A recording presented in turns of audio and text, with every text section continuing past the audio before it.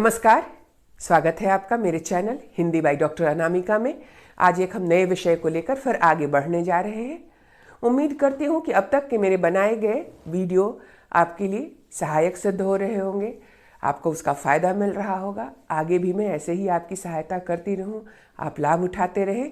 इसके लिए मेरे चैनल को ज़्यादा से ज़्यादा लाइक करें ताकि उत्साह मेरा बना रहे। आगे बढ़ते हैं आज के इस वीडियो की ओर, जो हमने विशेषण के ऊपर तैयार किया हुआ है। इस वीडियो में हम चर्चा करेंगे विशेषण है क्या, इसका काम क्या है, क्यों यह काम करता है, इसकी प्रविशेषण क्या है, विशेष्य क्या है, विशेषण के भेद कितने हैं, क्यों हैं, और उसके बाद हम विशेषण की अवस्थाओं की बात करेंगे। तो शुरुआत करते हैं विशेषण की। उससे पहले हम यहाँ पर मैंने आपके लिए यहाँ पर कुछ वाक्य लिख रखे हैं। और हमारा पहला वाक्य है फूल सुंदर है। दूसरा हमने लिखा है आसमान नीला है। तीसरा वाक्य मैंने लिख रखा है वह बहुत जिद्दी है।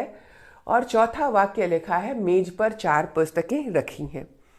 ये चारों वाक्य क्या कर रहे हैं, क्या अर्थ दे रहे हैं और किसके संबंध में बात कर रहे हैं और क्या बात कर रहे हैं।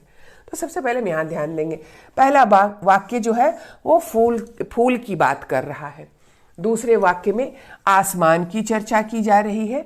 तीसरे में वह जो किसी संज्ञा के स्थान पर आया हुआ है, सर्वनाम शब्द, उसकी बात की जा रही है। और चौथे में पुस्तकों की बात की जा रही है। अब देखेंगे इनके संदर्भ में क्या बातें की जा रही हैं। तो फूल सुंदर है, ठीक है ना। फूल सुंदर है यानी फूल की खूबसूरती की चर्चा की जा रही है। फूल कैसा है, सुंदर है। आसमान के रंग की बात की जा रही है, नीला है। वह यानी उसके स्वभाव की बात की जा रही है, जिद्दी है। और यहां पुस्तकों के संख्या की बात की जा रही है, 4।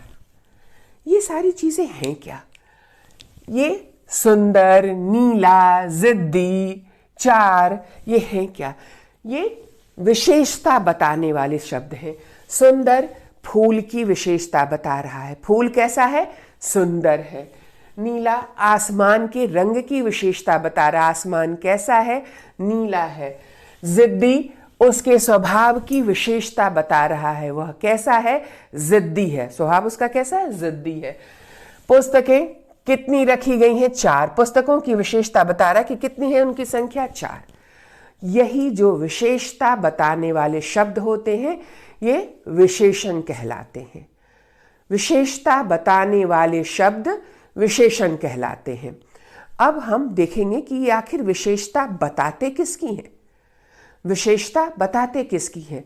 तो हम यहाँ देखेंगे फूल संज्ञा है जिसकी विशेषता बताई जा रही थी। आसमान संज्ञा है, विशेषता बताई जा रही थी। वह सर्वनाम है और पुस्तकें संज्ञा है। तो इस प्रकार से हम ये देख रहे हैं कि विशेषण शब्द संज्ञा या सर्वनाम की विशेषता बता रहा है और यही हमारी परिभाषा हो जाएगी। संज्ञा और सर्वनाम की विशेषता बताने वाले शब्द विशेषण कहलाते हैं। संज्ञा और सर्वनाम की विशेषता बताने वाले शब्द विशेषण कहलाते हैं। ये विशेषण की परिभाषा हो गई। अब संज्ञा और सर्वनाम क्यों लिखा गया है, ठीक है ना। संज्ञा की विशेषता, तो संज्ञा और सर्वनाम एक दूसरे से जुड़े हैं।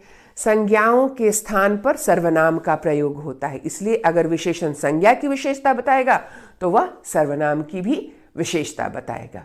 इसीलिए संज्ञा और सर्वनाम की विशेषता बताने वाले शब्द विशेषण कहलाते हैं। विशेषण का काम विशेषता बताना। विशेषण का काम क्या है, विशेषता बताना, विशेषता बताना, खासियत बताना। किसकी, संज्ञा और सर्वनाम की। तो ये विशेषण की खास बात है कि विशेषण क्या करता है, विशेषता बताता है। तो ये पहली बात हमने यहाँ पर देखी कि विशेषण का काम क्या है, विशेषता बताना। अब इससे नीचे मैंने लिख रखा है विशेष्य। ये विशेष्य क्या है, अब हम इसकी चर्चा करेंगे। तो विशेष्य की बात करें, विशेष्य का अर्थ होता है विशेषता बताने योग्य, विशेषता बताने योग्य। ठीक है ना, यानी जिसकी विशेषता बताई जा सके। विशेष्य का क्या होता है? विशेषता बताने योग्य, यानी जो विशेषता के लायक हो उसे हम कहते हैं विशेष्य। तो यहाँ विशेष्य यानी संज्ञा और सर्वनाम, विशेष्य यानी हम कह सकते हैं संज्ञा और सर्वनाम, क्योंकि विशेषता इन्हीं की बताई जाती है। तो विशेष्य यानी संज्ञा और सर्वनाम। विशेषता बताने योग्य कौन है? संज्ञा और सर्वनाम है। तो विशेष्य यानी संज्ञा और सर्वनाम, ये विशेष्य कहलाते हैं। क्यों? क्योंकि इन्हीं की विशेषता विशेषण बताता है, इसीलिए संज्ञा और सर्वनाम विशेष्य कहे जाते हैं। तो ये दूसरी चीज भी हमने देखी कि विशेष्य क्या होते हैं। अब बात करते हैं प्रविशेषण की, ठीक है ना। बात करते हैं प्रविशेषण की। प्रविशेषण है क्या? प्रविशेषण, प्र एक उपसर्ग है जिसका अर्थ होता है बहुत, ठीक है ना। जैसे आपने नाम सुना है ना, प्रशांत महासागर, नाम सुना है सबों ने। प्रशांत शब्द बताता है कि जो ये महासागर है, ये हम जानते हैं कि इसमें लहरें नहीं उठती, ये बहुत शांत है। तो उस शांति की भी विशेषता बताने के लिए, यानी ज़्यादा बताने के लिए, प्र यानी अधिकता बताने के लिए प्र उपसर्ग का प्रयोग किया जाता है। तो यहाँ भी प्र उपसर्ग लगाया गया है विशेषण में, जो विशेषण को भी और ज़्यादा कर देता है, यानी विशेषण शब्द को और विस्तार दे देता है, वही प्रविशेषण कहलाता है। अब यहाँ इस उदाहरण में कहीं हमें ऐसा दिख रहा है तो हम यहाँ ध्यान देंगे। यहाँ जो हमारा तीसरा उदाहरण है ना, मैंने इसमें लिखा हुआ है वह बहुत जिद्दी है, यानी वह जिद्दी जो उसके स्वभाव की विशेषता है, ठीक है ना, उस जिद्दी की भी विशेषता बता रहा है। कितना? बहुत। कैसा जिद्दी है? बहुत जिद्दी है। तो जब हम विशेषण की भी विशेषता बताते हैं जिन शब्दों के माध्यम से, वे प्रविशेषण कहलाते हैं, ठीक है ना। जिन शब्दों के माध्यम से विशेषण की विशेषता बताई जाए वे प्रविशेषण कहलाते हैं, ठीक है ना। विशेषण की विशेषता बताने वाले शब्द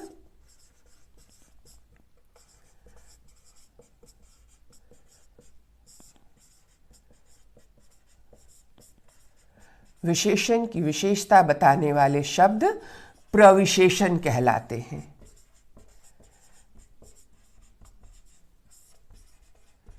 ठीक है ना। और ये प्रविशेषण बहुत, कम, थोड़ा, ज्यादा, ये सारे शब्द क्या है? प्रविशेषण है। बहुत, जैसे मैंने कहा, अगर हमने यहां लिख दिया था फूल बहुत सुंदर है, तो सुंदरता की भी विशेषता बताई जा रही है। कितना? बहुत, ठीक है ना। वह कम जिद्दी है, अगर किसी से तुलनात्मक कहते हैं वह कम जिद्दी है, तो कम, इस जिद्दी की भी विशेषता बता रहा है। कितना? तो कम। तो ये शब्द प्रविशेषण कहलाते हैं। ये होते हैं बहुत, थोड़ा, कम, ज्यादा, यानी जो विशेषण की भी विशेषता बता दे, वे क्या कहलाते हैं? प्रविशेषण कहलाते हैं। अब प्रविशेषण से आगे हम बढ़ेंगे विशेषण के भेद की ओर। हमने जब यहाँ पर बहुत सारे उदाहरण लिखे तो उन उदाहरणों की भिन्नता हमें विशेषण के भेदों की ओर संकेत कर रहे हैं, ठीक है ना। तो सबसे पहले बात करते हैं विशेषण के भेद की। विशेषण के भेद, इस विशेषण के 4 भेद होते हैं। विशेषण के कितने भेद होते हैं? इसके 4 भेद होते हैं। सबसे पहला गुणवाचक विशेषण, गुणवाचक विशेषण। दूसरा है संख्यावाचक विशेषण, संख्यावाचक विशेषण। तीसरा है परिमाणवाचक विशेषण, परिमाणवाचक विशेषण। और चौथा और आखिरी है सार्वनामिक विशेषण, सार्वनामिक विशेषण, ठीक है ना। तो ये विशेषण के 4 भेद हैं, गुणवाचक, संख्यावाचक, परिमाणवाचक और सार्वनामिक विशेषण। ये 4 भेद हैं विशेषण के। अब ये चारों भेद किस किस प्रकार से संज्ञा और सर्वनाम की विशेषता बताते हैं, हम यहाँ चर्चा करेंगे। सबसे पहला भेद हमने लिखा हुआ है गुणवाचक विशेषण। गुणवाचक शब्द से हमें बोध हो रहा है कि गुण की विशेषता, पर यहाँ सिर्फ गुण की विशेषता नहीं बताई जाती है। गुणवाचक विशेषण ऐसे विशेषण शब्द हैं जो संज्ञा या सर्वनाम के गुण, दोष, ठीक है ना, मैं यहाँ लिखती भी जाती हूँ, ठीक है ना। गुणवाचक विशेषण क्या करता है, संज्ञा सर्वनाम के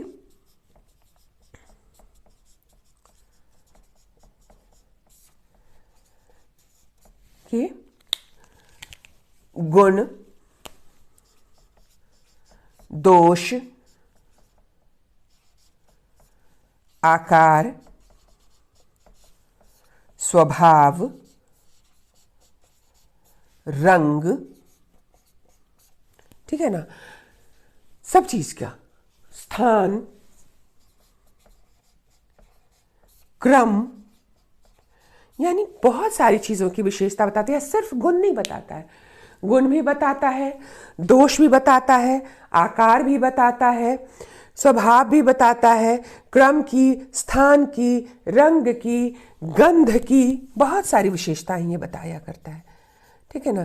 क्रम के, रंग की, गंध की, ये सब प्रकार की विशेषता बताता है। अवस्था की विशेषता, जैसे हम कहते हैं ना रोगी, तो ये अवस्था हो गई, वृद्ध अवस्था हो गई, तो अवस्था की भी विशेषता ये बताता है। इस तरह की विशेषताएं जो बताते हैं वे कहलाते हैं गुणवाचक विशेषण, ठीक है ना।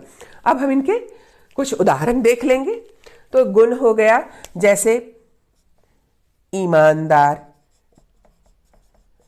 ठीक है ना, ईमानदार, मेधावी, मेधावी यानी तीव्र बुद्धि वाला, तो मेधावी, ये सब क्या हो गए, गुण की विशेषता हो गई किसी की। दोष, बेईमान, है ना, वह बड़ा बेईमान है, तो दोष हो गया उसका, ठीक है। उसके बाद आकार, लंबा, चौड़ा, छोटा, बड़ा, ये आकार हो गए। स्वभाव, अभी हमने ऊपर एक लिखा है जिद्दी, गुस्सैल, गुस्सैल, लड़ाकू, पढ़ाकू, ठीक है ना, शांत, ये सब स्वभाव की विशेषताएं हो गई। रंग, यहां हमने फिर लिख रखा है नीला, पीला, हरा, जितने भी रंग हो गए, रंग की विशेषता अगर संज्ञा सर्वनाम की बताई जा रही है तो वह गुणवाचक विशेषण हो गया। हरी कमीज, नीला आसमान, पीले पत्ते, है ना, ईमानदार व्यक्ति, मेधावी छात्र, बेईमान मनुष्य, लंबा रास्ता, छोटी नदी, गुस्सैल आदमी, लड़ाकू व्यक्ति, शांत व्यक्ति, तो ये व्यक्ति की विशेषता होता है। फिर स्थान की विशेषता, जैसे शहरी, ग्रामीण, है ना, हम कहते हैं ना वह शहरी व्यक्ति है या वह एक शहरी स्थान है, तो स्थान की विशेषता बता दी। फिर क्रम, पहला स्थान, दूसरा स्थान, कहते हैं ना, प्रथम, द्वितीय, ये क्रम की विशेषता है। फिर गंध, खुशबू, बदबू, अवस्था, रोगी, वृद्ध, ये सब अवस्थाएं हो गई हैं। तो रोगी व्यक्ति, वृद्ध व्यक्ति, पर कभी कभी इस बात का ध्यान रखेंगे कि जो शब्द यहाँ पे हमने लिखा ना, रोगी और वृद्ध, ये संज्ञा भी हो सकते हैं और विशेषण भी हो सकते हैं। हमेशा ना व्याकरण में जो भाषा प्रयोग हम उसका करते हैं वो हमें स्पष्टता देगा। जैसे उदाहरण के लिए देखना, एक रोगी व्यक्ति, तब रोगी विशेषण हो गया क्योंकि वो व्यक्ति की विशेषता बता रहा, व्यक्ति कैसा, रोगी। एक वृद्ध व्यक्ति, तब वहां पर वृद्ध शब्द व्यक्ति की अवस्था की विशेषता बता रहा है कि व्यक्ति की अवस्था कैसी है, वह वृद्ध है, ठीक है ना। युवा मनुष्य, युवा मनुष्य की विशेषता बता रहा है कि यह जो मनुष्य है वह यंग है, युवा है। लेकिन अगर इन्हीं शब्दों का हम दूसरे रूप में प्रयोग करें, दरवाजे पर एक वृद्ध खड़ा है, ठीक है ना, या दरवाजे पर वृद्ध खड़ा है, तब ये वृद्ध क्या हो जाएगा, संज्ञा हो जाएगा। वहां पर यह वृद्ध संज्ञा हो जाएगा, वहां पर किसी की विशेषता नहीं बता रहा है, वहां वृद्ध व्यक्ति को के बारे में बता रहा है कि वहां पर एक वृद्ध खड़ा है, यानी एक व्यक्ति खड़ा है।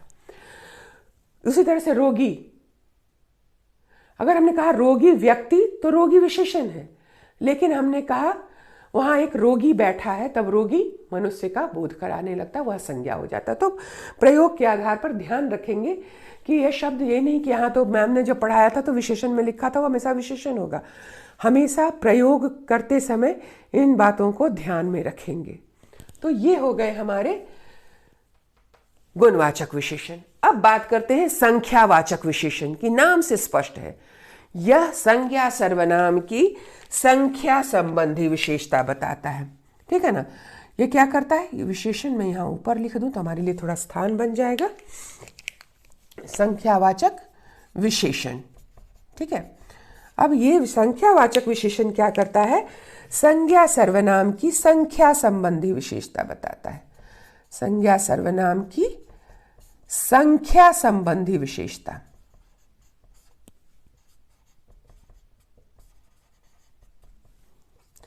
ठीक है ना। अब जैसे मैंने अगर लिखा, वहां ऊपर मैंने लिखा हुआ ना 4 पुस्तकें, फिर अगर मैंने लिख दिया यहां पर 2 लड़कियां,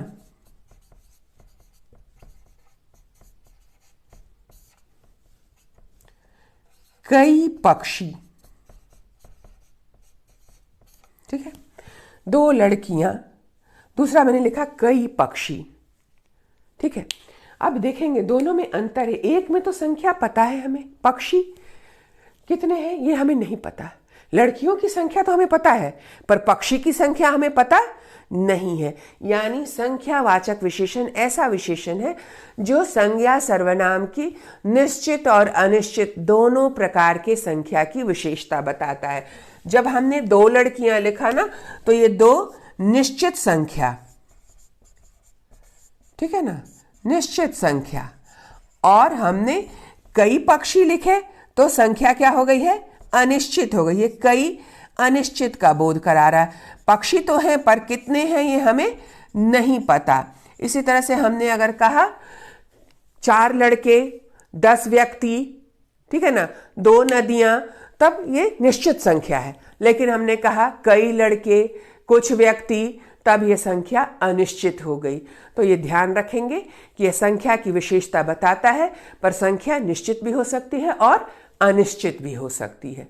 तो इस बात को हमेशा ध्यान में रखेंगे कि ये 2 प्रकार का हो जाता है संख्यावाचक विशेषण। एक वो जो निश्चित संख्या की विशेषता बताए, और दूसरा जो अनिश्चित संख्या की विशेषता बताए, ठीक है। फिर हम बात करते हैं परिमाणवाचक विशेषण की, ठीक है। परिमाण का अर्थ होता है मात्रा। परिमाण का अर्थ होता है, परिमाण यानी मात्रा। मात्रा यानी स्पष्ट हो गया हमें, जिसे नापा या तोला जा सके। तो ये संज्ञा और सर्वनाम की मात्रा संबंधी विशेषता बताता है। ये क्या करता है, संज्ञा सर्वनाम की मात्रा संबंधी विशेषता बताता है। और ये मात्रा भी निश्चित और अनिश्चित हो सकती है। जैसे अगर हमने कहा 2 लीटर दूध, 2 लीटर दूध, 4 मीटर कपड़ा, फिर हमने लिखा कई किलो या 1 बोरी चावल, या फिर हमने लिखा थोड़ी चीनी, थोड़ी चीनी, ठीक है, थोड़ी चीनी, कुछ लीटर पानी। अब यहां आप देखेंगे, जब हमने लिखा 2 लीटर दूध, 4 मीटर कपड़ा, तब यहां पर परिमाण जो है वह क्या हो गया है, निश्चित, है ना, निश्चित परिमाण। और जैसे ही हमने लिखा थोड़ी चीनी कुछ लीटर दूध, अब हमें नहीं पता थोड़ी चीनी में 250 ग्राम चीनी है, 100 ग्राम चीनी है, आधी किलो चीनी है, कितनी चीनी है हमें नहीं पता, 50 ग्राम चीनी नहीं मालूम, थोड़ी चीनी है, मात्रा हमें नहीं पता है। उसी तरह से कुछ लीटर पानी रखा हुआ, 1 लीटर 10 लीटर कितना है हमें नहीं पता। तब जब मात्रा अनिश्चित हो जाती है तो अनिश्चित परिमाण हो जाता है। तो यहां भी वो स्थिति है कि परिमाण निश्चित भी हो सकता है और अनिश्चित भी हो सकता है। और संज्ञा सर्वनाम की निश्चित और अनिश्चित परिमाण की विशेषता बताने वाले शब्द क्या कहलाते हैं? परिमाणवाचक विशेषण, जिसमें हमारा आ जाएगा 2 लीटर, 2, 4, थोड़ी, कुछ, ठीक है ना।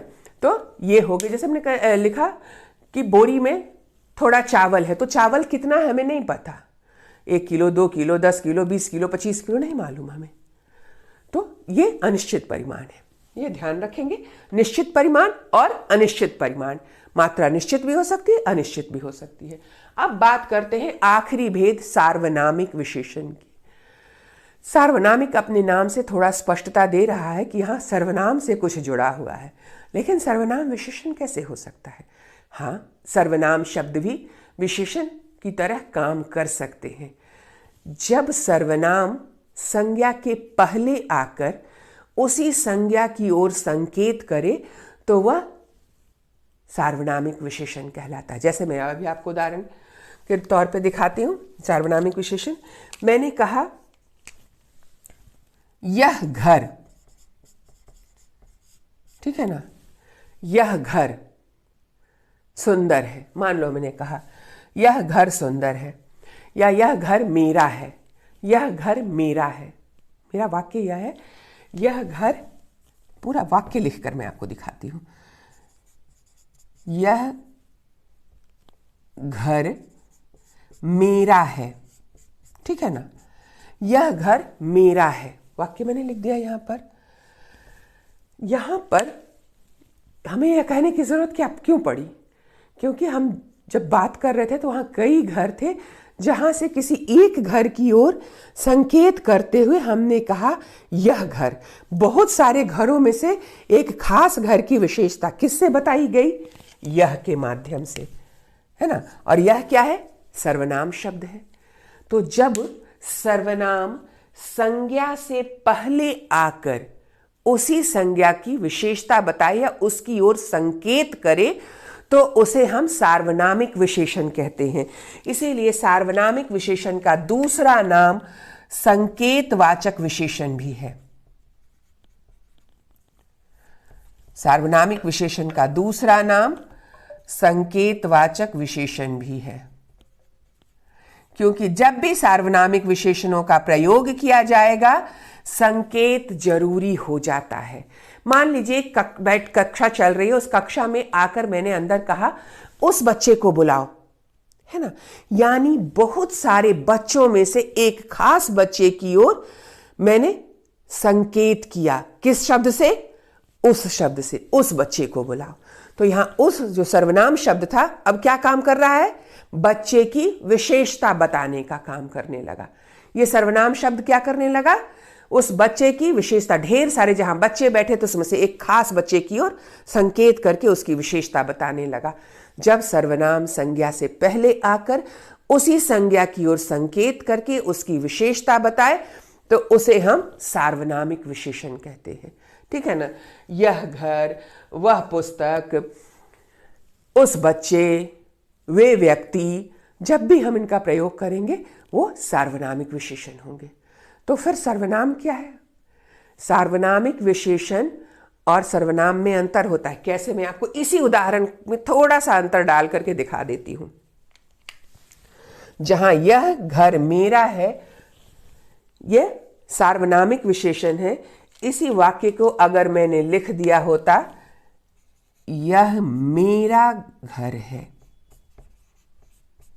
ठीक है ना, सभी शब्द वही हैं, सिर्फ हमने हेर फेर कर दिया और यह सार्वनामिक विशेषण से सर्वनाम हो गया।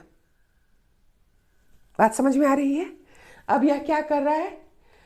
घर के मेरे होने की निश्चितता बता रहा है। यह मेरा घर है, निश्चित है, यह मेरा घर है, निश्चयवाचक सर्वनाम। लेकिन जैसे हमने कहा यह घर मेरा है, तो घर की विशेषता बताई जा रही, बहुत सारे घरों में से एक खास घर। तो ये अंतर है सार्वनाम और सार्वनामिक विशेषण का। एक बाद में मैं एक छोटा वीडियो बनाकर मैं इस अंतर को और स्पष्टता से आपके सामने लेकर आऊंगी। तो अभी आप ध्यान रखेंगे कि सार्वनामिक विशेषण वह विशेषण है जहां सर्वनाम शब्द विशेषता बताने का काम करने लगते हैं। वे संज्ञा से पहले आकर उसी संज्ञा की ओर संकेत करके उसकी विशेषता बताते हैं। ठीक है ना। यह घर मेरा है, उस बच्चे को बुलाओ, यानी बहुत सारे बच्चों में से एक बच्चे की ओर संकेत, उस बच्चे को बुलाओ। तो वहां पर बच्चे की खासियत किस शब्द से बताई जा रही है? ढेर सारे बच्चों में से एक बच्चे की खासियत उस शब्द से बताई जा रही। तो ये सार्वनामिक विशेषण है, जब सर्वनाम संज्ञा से पहले आकर उसी संज्ञा की ओर संकेत करे। ठीक है ना। तो ये हो गया सार्वनामिक विशेषण। अब हम यहां देखेंगे कि हमने विशेषण को समझा है क्या। तो यह विसंज्ञा और सर्वनाम की विशेषता बताने वाला शब्द है। विशेषण क्या है? विशेषता बताने वाला शब्द है, जिसके माध्यम से हम किसकी विशेषता बताते हैं? संज्ञा और सर्वनाम की विशेषता बताते हैं। फिर हमने देखा कि विशेष्य क्या है। तो विशेष्य का अर्थ होता है विशेषता बताने योग्य। तो ये संज्ञा और सर्वनाम क्या है? विशेष्य है, क्योंकि विशेषण शब्दों से इन्हीं की विशेषता बताई जाती है। तो हम कभी आपका प्रश्न आ जाए कि विशेष्य किसे कहते हैं, तो विशेष्य संज्ञा और सर्वनाम को कहते हैं। विशेष्य किसे कहते हैं? संज्ञा और सर्वनाम को कहते हैं। आप हमेशा याद रखिएगा। फिर हमने बात की प्रविशेषण की। प्रविशेषण यानी विशेषण में भी खासियत, विशेषण की विशेषता बताने वाले शब्द प्रविशेषण कहलाते। सॉरी, जैसे बहुत, थोड़ा, कम। हमने लिखा, मान लो कहा फूल बहुत सुंदर है, या एक वाक्य हम लोग लिख भी सकते हैं, फूल बहुत सुंदर है। ठीक है ना। हमने एक वाक्य लिखा, तो यहां पर फूल क्या है, फूल क्या है, बहुत क्या है और सुंदर क्या है, हम ये देखेंगे ध्यान से। तो यहां फूल जो है वो विशेष्य है। ठीक है ना। सुंदर विशेषण है, ये फूल की विशेषता बता रहा है। और बहुत प्रविशेषण है, ये इस सुंदर की भी विशेषता बता रहा है। कितना? बहुत। सॉरी। तो यहां पर बहुत शब्द प्रविशेषण है, क्योंकि ये क्या कर रहा है? फूल विशेष्य की विशेषता बताने वाले सुंदर शब्द की भी विशेषता बता रहा है। कितना सुंदर? बहुत सुंदर। तो इस तरह से ये प्रविशेषण है। फिर हमने चर्चा की विशेषण के भेद की। विशेषण के 4 भेद होते हैं: गुणवाचक, संख्यावाचक, परिमाणवाचक और सार्वनामिक विशेषण। गुणवाचक विशेषण जो संज्ञा सर्वनाम के गुण, दोष, आकार, स्वभाव, रंग, स्थान, क्रम, गंध, अवस्था जैसे चीजों की विशेषता बताएं। जैसे ईमानदार है, मेधावी है, बेईमान है, लंबा है, छोटा है, प्रथम, नीला, हरा। ठीक है ना। गुस्सैल, शांत, लड़ाकू, सुगंध, दुर्गंध। फिर बात की हमने संख्यावाचक विशेषण की। संख्यावाचक अपने नाम से स्पष्ट है, संख्या की विशेषता बताने वाले विशेषण शब्द जो संज्ञा और सर्वनाम की संख्या संबंधी विशेषता बताते हैं। ये संख्या निश्चित भी हो सकती है और अनिश्चित भी हो सकती है। अगर निश्चित संख्या लिखी गई 2, 4, 10, 12, तब वो संख्या निश्चित है, निश्चित संख्या की विशेषता। और जब कई, कुछ हमने लिखा तो संख्या अनिश्चित हो गई। फिर हम बात करते हैं परिमाणवाचक विशेषण की। और परिमाण का अर्थ होता है मात्रा। परिमाण यानी मात्रा। तो संज्ञा सर्वनाम की मात्रा संबंधी विशेषता कि नाप तोल में ये कितने हैं। अगर निश्चित है तो निश्चित परिमाण, और अनिश्चित है तो अनिश्चित परिमाण। जैसे 2 लीटर, 4 मीटर, ये निश्चित परिमाण है, निश्चित मात्रा है ना। दूध की मात्रा कितनी है? 2 लीटर। कपड़े की मात्रा कितनी है? 4 मीटर। लेकिन जब हमने कहा थोड़ी चीनी, तब चीनी की मात्रा का हमें पता नहीं है, तो ये अनिश्चित परिमाण हो गया। और चौथा सार्वनामिक या संकेतवाचक विशेषण जब सर्वनाम शब्द विशेषता बताने का काम करने लगे। ठीक है ना, जब सर्वनाम शब्द विशेषता बताने का काम करने लगे। हम यहाँ लिख भी सकते हैं, जब सर्वनाम शब्दों से संज्ञा की विशेषता बताई जाए, शब्दों से संज्ञा की विशेषता बताई जाए। ठीक है ना, तब ये क्या कहलाते हैं? सार्वनामिक विशेषण कहलाते हैं। और जैसे मैंने यहाँ उदाहरण में लिखा है, यह घर मेरा है। जब हम अब किसी के साथ होते हैं और बहुत सारे घरों में से एक घर की ओर संकेत करके कहते हैं कि इतने सारे घरों में से यह घर जो है वह मेरा घर है, तो यह क्या कर रहा है? संज्ञा से पहले आकर उसकी ओर विशेषता बता रही, उसकी खासियत बता रहा है, इतने सारे में से ये। देन उस बच्चे को बुलाओ, अगर कक्षा में जाकर हम किसी बहुत सारे बच्चे से 40 बच्चों में से अंदर घुसकर हम किसी एक बच्चे की ओर संकेत करके कहते हैं उस बच्चे को बुलाओ, तो वह बच्चे की विशेषता बता रहा है बहुत सारे बच्चों से में से। और शब्द कौन सा है? उस। तो जब यह संज्ञा से पहले आकर संज्ञा की ओर संकेत करके उसकी विशेषता बताए तो सार्वनामिक विशेषण। और निश्चयवाचक सर्वनाम कब होगा वो मैंने आपको उदाहरण से दिखा दिया है, लेकिन इसकी चर्चा आगे मैं एक छोटे से वीडियो में आपके लिए जरूर लेकर आऊंगी कि इन दोनों में क्या अंतर होता है, कैसे पहचानेंगे कि कौन सर्वनाम है और कौन सार्वनामिक विशेषण है। ठीक है ना। हालांकि अभी यहाँ जो मैंने आपको करके दिखाया उससे आपको स्पष्ट हो गया होगा। अब यहाँ एक चीज रह गई है, विशेषण की अवस्था। विशेषण की अवस्था जब हम विशेषणों का तुलनात्मक अध्ययन करते हैं, जब हम विशेषता बताने में तुलना करते हैं, या यूं कह सकते हैं विशेषता में तुलना,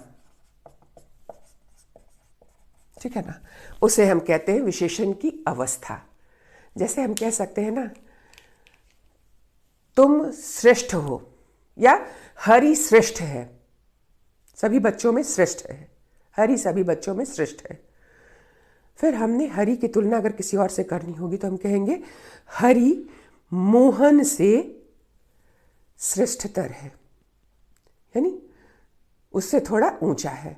और अगर हमें कहना होगा राधा, पहला हमने कहा हरि श्रेष्ठ है, दूसरे में हमने कहा मोहन हरि से श्रेष्ठतर है, यानी हरि तो श्रेष्ठ है लेकिन अगर हम मोहन को हाथ लाकर खड़े कर दें तो मोहन हरि से ज्यादा ऊंची अवस्था में है, वो ज्यादा श्रेष्ठ है। तो हम ज्यादा श्रेष्ठ नहीं लिख सकते, तो हम लिखते हैं श्रेष्ठतर है। ठीक है। और वहां पर हम एक और बच्चा लेकर आ जाते हैं जिसका नाम है राकेश। तो अब हमें इन तीन बच्चों में बात करनी है, तो हम कहेंगे राकेश श्रेष्ठतम है। यानी यहाँ ये तीन बच्चे हैं, ये तीनों बच्चे अच्छे हैं, हरि श्रेष्ठ है लेकिन मोहन उससे एक अवस्था ऊंचे है, वह श्रेष्ठतर है हरि की अपेक्षा में। लेकिन अगर राकेश की बात करें इन तीनों में तो वह श्रेष्ठता में सबसे ऊंचे स्थान पर है। तो यहां हमने क्या की? विशेषता बताने में तुलना की। इसी तुलना को विशेषण की अवस्था कहा जाता है, जो मैं इसके बाद वाले वीडियो में कंटिन्यू करके आपके लिए बहुत अच्छे तरीके से स्पष्टता से लेकर आऊंगी। अभी के लिए मैंने आपको इतना समझाया। तो आज के वीडियो में उम्मीद है विशेषण आपके लिए बहुत आसान हो गया होगा, इसे समझना और प्रयोग में लाना दोनों ही। वीडियो खत्म करने से पहले एक बार आपसे आग्रह करूंगी कि मेरे चैनल को ज़्यादा से ज़्यादा लाइक करें, सब्सक्राइब करें। मिलते हैं अगले वीडियो में जहां हम विशेषण की अवस्थाओं की बात करेंगे। धन्यवाद।